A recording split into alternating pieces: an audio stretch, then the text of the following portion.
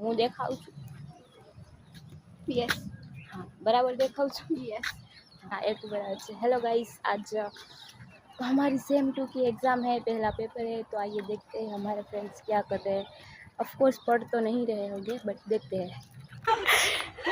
देखिए ये कोई पढ़ नहीं रहे हैं, सब बातचीत कर रहे हैं। मैं तो अभी आई हूँ. मैं तो तैयार हो रहा अभी तो बैठा. मैं भी अभी आई हूँ।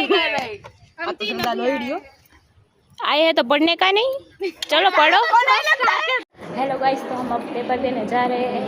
ए आवड़े छे બધું જો તો देख लिया, ऐसी हालत है, फिर भी हम पूरे कॉन्फिडेंस के साथ जा रहे हैं। देखते हैं क्या होगा। आज हमारा फर्स्ट पेपर था जो हमने दे दिया।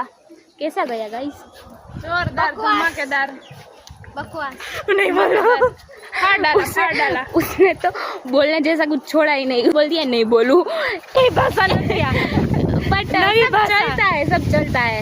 Invent by Ayushi, invent by Ayushi. ऐसे ही तो हम वायरल हो गए। बड़ा हरामी हो बेटा।